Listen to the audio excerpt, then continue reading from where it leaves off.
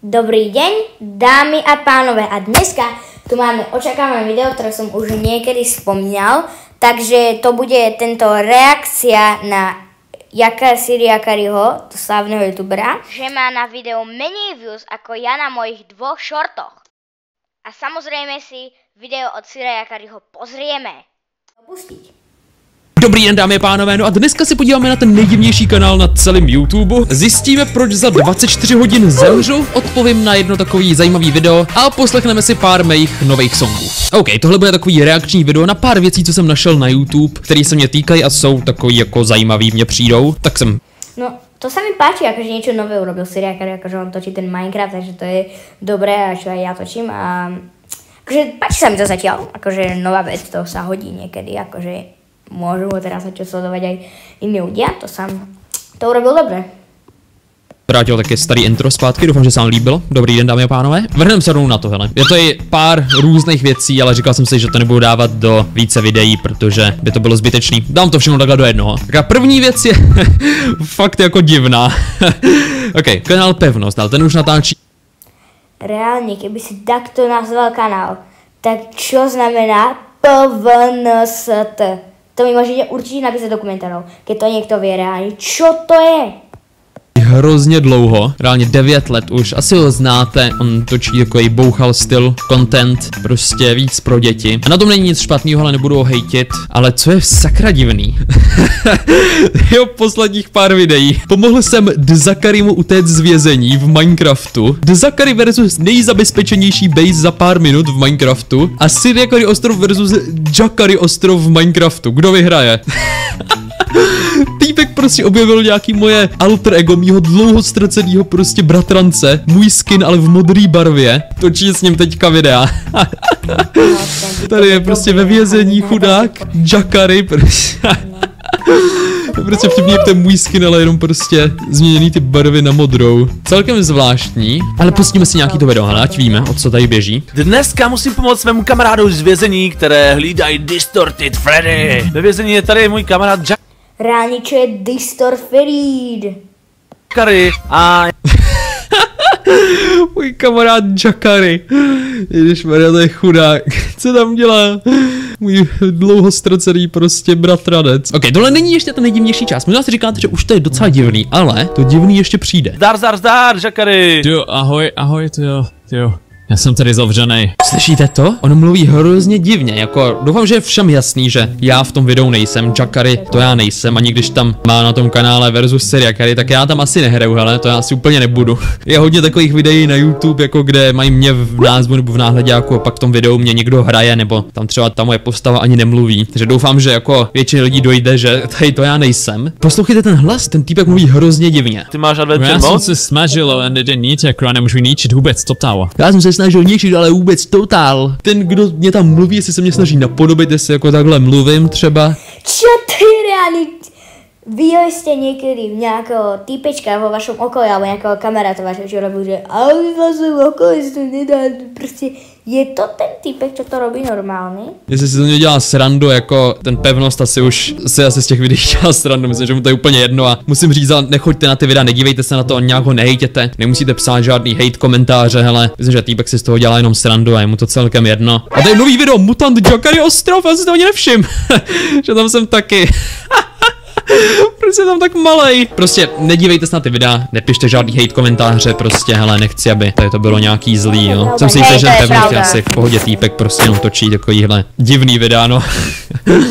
Ale zpátky k tomu hlasu. Nevím, jestli ten týpek mě snaží napodobit, nebo jako jestli to je změněný pomocí umělé inteligence, protože to zní jako kdyby ten týpek měl nějaký voice changer. Ten Jakari nejen, že vystupuje u Pevnostova videu, má svůj vlastní kanál, Jakari, modrý banner, modrý můj skin, prostě nějaký vytvořený, možná pomocí umělé inteligence, když tak na to koukám. Je to jenom jedno video, staví, abys přežil v Minecraftu. Tak a tady už to začne být takový jako divný. Dneska musíme utéct před tady těma šílenýma věcma.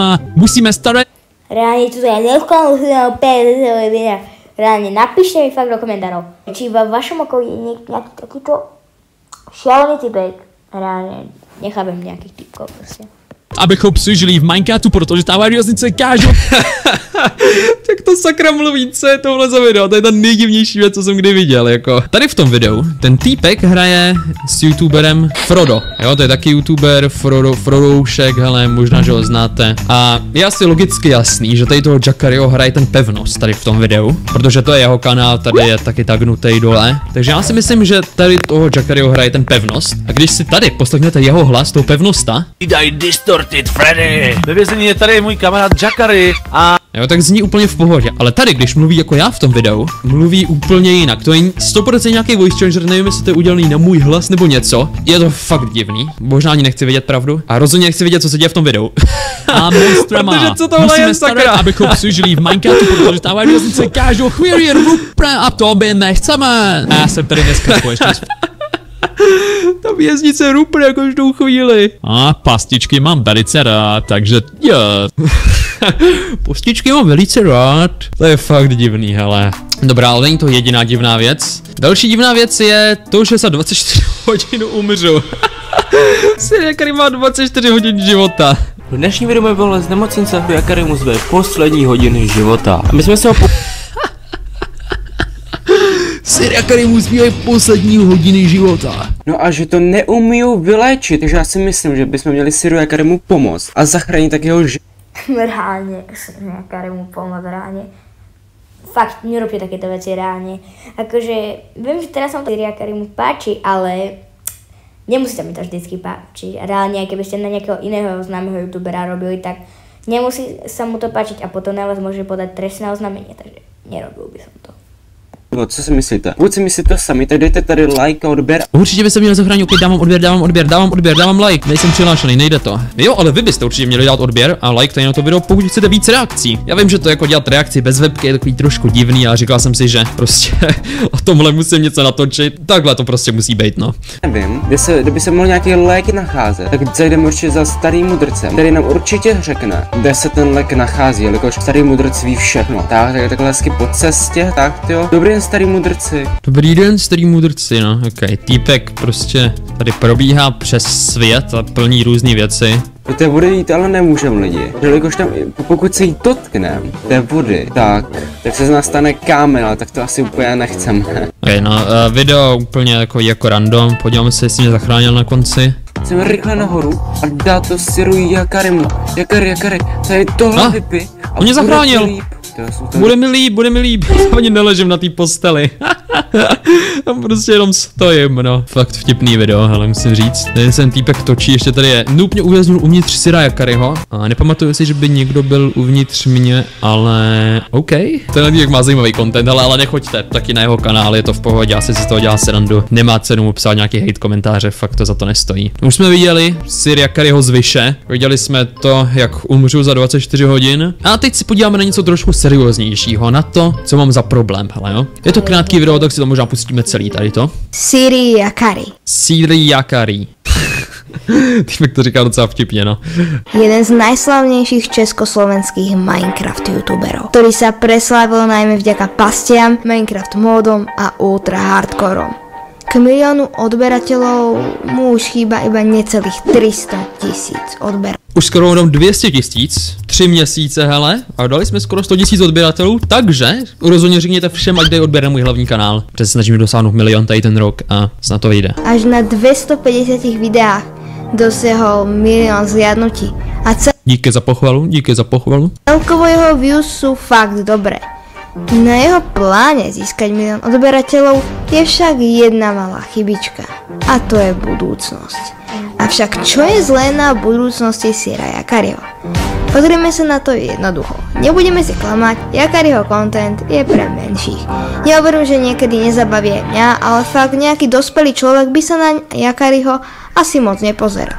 No a právě tu je ten problém. Jo, týpek má pravdu, točím videa pro menší lidi, mladší. A na tom není nic špatného, jako spousta lidí z nějakého důvodu má problém s tím, když někdo točí jako content pro děti, že jako to je jako blbý, ale tak jako děti se musí také něco koukat, takže jako někdo to prostě točit musí.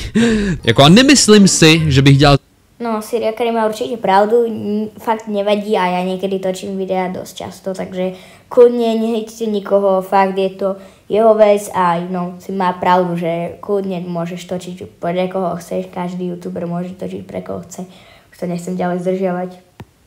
Zrovna content třeba jako bouchal, že to je jako extra pro děti. Myslím si, že na moje video se podívají i nějaký jako 15letý, možná i 18letý, ale proč ne? Pokud hraju Minecraft a mě sledují už delší dobu, tak si myslím, že obzvlášť teďka poslední dobou se na hlavním kanále snažím tolik jako nekřičet, nebejt zas tak nahypovaný, spíš ty videa dělat co nejkvalitnější. Aby se na to podívali i trošku starší lidi, abych prostě nalákal co nejširší publikum, aby jsme mohli dostat do toho milionu, že jo?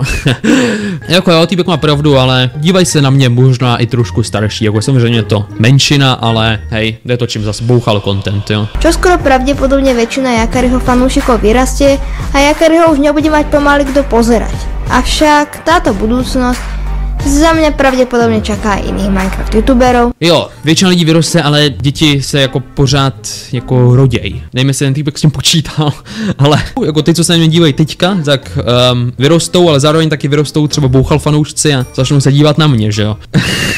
Ono se to pořád točí, jako nějaký lidi odejdou, nějaký noví lidi přijdou, že jo. Od té doby, co já jsem začal točit na YouTube, už to bude 7 let skoro. Určitě už se to jednou protočilo. Ty lidi, co se na mě dívali od začátku, kterým tehdy bylo třeba 13, tak teďka už bude 20. Jako ty už se na mě určitě nedívají. Takže když točíte dlouho, tak se tomuhle prostě nevyhnete. Za mě na tom není nic jako špatného, prostě jde jenom o to si to pořád udržet ty lidi, aby jste pořád jako nabírali nový a nový. No. Jsem samozřejmě rád za všechny lidi, co se na mě dívají už nějakou delší dobu. Samozřejmě to si cením, když jste starší a 4 roky, tak fakt díky moc. Jako týpek má pravdu, že starší lidi už se na mě určitě nedívají, ale noví lidi pořád přicházejí, takže nevidím v tom zase takový problém. Taký Moon, ktorý natáča pre viacej vekových kategórií, takže napríklad také videá s jeho autom si pozrú aj nejaké 30-tnici, je v tom prípade vo výhode, lebo jako jo, Moon má výhodu, protože odhalený může točit v podstatě víc věcí a určitě ty auta zajímají rozhodně starší lidi, ale jako zas na druhou stranu i ty starší lidi, pokud se na ně budou teďka dívat 5 let, z Moona vyrostou a taky odejdou, jako a je to prostě jenom otázka času.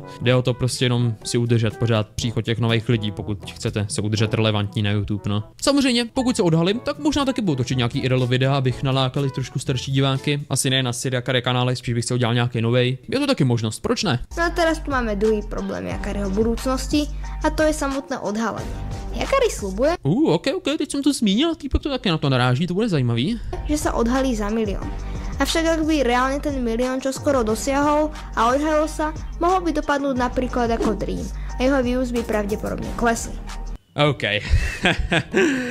Tohle to říkají jako všichni tady ty série, který má problém, má takovýhle videa, že když odhalím, tak dopadnu jako Dream. A myslím si, že aby někdo se odhalil a dopadnul jako Dream, to je sakra jako těžký udělat. Protože Dream to fakt jako pokazil, on potom co se odhalil, tak prostě přestal natáčet. Proto ten jeho kanál upadnul, ne protože se odhalil, jako mohl se prostě odhalit a pokračovat prostě v točení. Toto určite nikto nerobte, že aj keď napríklad to hovorím aj veľkým youtuberom, aj vám kľudne, že tým, čo majú 100 odberateľov, aj takže kľudne, že aj keď sa odhalíte, tak taká istá chyba ako Dream, to nikto už neurobte, to vám úplno klesnú views a to je proste hrozné. Těch Minecraft Manhuntů a reálně myslím, že by se nic moc nezměnilo, jenže on prostě přestal, začal točit úplně random věci. Myslím, že to je prostě jeho chyba strategie a ne to, že se odhalil úplně. Myslím si, že jako Dream nedopadnu, ale pokud já se odhalím, tak pořád budu točit Minecraft, pořád ty stejný videa. Pokud budu chtít točit něco IRL, tak si udělám nový kanál, jak jsem říkal, abych prostě nedopadnul jako Dream, no. Myslím, že teďka už se z Dreama asi všichni youtubeři poučej, co nedělat po odhalení. A ja po odhalení za 100k, čo asi nedosiahnem, ale keď niekedy hej, tak sa odhalím a vytvorím si kanál IRL, Gregor a bude aj in real life, ale teraz plánujem urobiť jeden vlog z Lanzarote z Kanárskych ostrovov, takže buďte ready, ale teraz asi týždeň, 2 nevidú videa, ale potom bude ranec videí. Takže to je takový odstrašující případ, no, nebo případ pro poučení. Keď vás však zaujíma, ako dopadol Dream, v karte máte Beckyho dosť dobré video.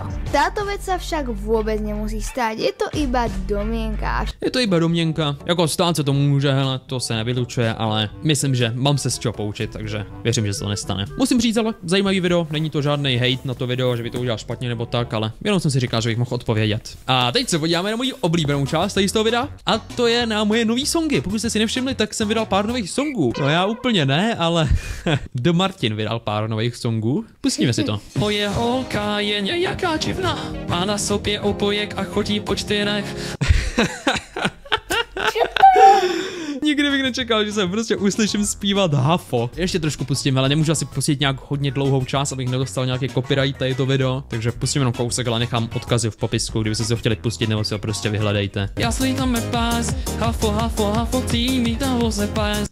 To je hrozný tady, to je fakt hrozný. Je to Siriakari AI cover, je to udělaný pomocí umělé inteligence. Asi jste viděli prostě songy od ostatních youtuberů, taky na to dělali reakci, myslím, že Ment na to něco dělal nebo tak. Prostě natrénujete umělou inteligenci na mým hlase, pak to přes nějaký program hodíte na další song a ono to upraví můj hlas tak, abych to v podstatě zpíval. Ale tohle není jediný song, máme tady Karla Gotta.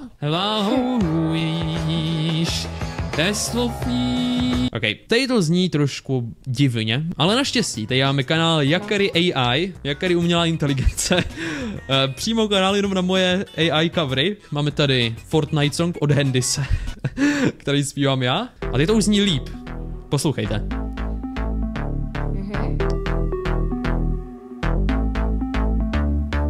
Skače se to posa a mám zálost na tilty. Tetina nebrší kvádák, beru se šílby, pidí modrou pamku, taky hnedka čapru a tu na ovce zmatených nouspěn flagu. Fortnite, all night, tu si pro vítězství jedu sola.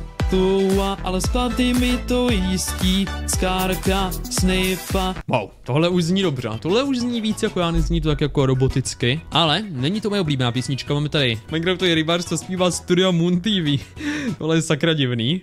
Rodinné řeznictví šunka. krásný z Valašska. Jsem rybář, Davy už do pece frčí. Jsem rybář. Na. Já jsem rybář Minecraftový.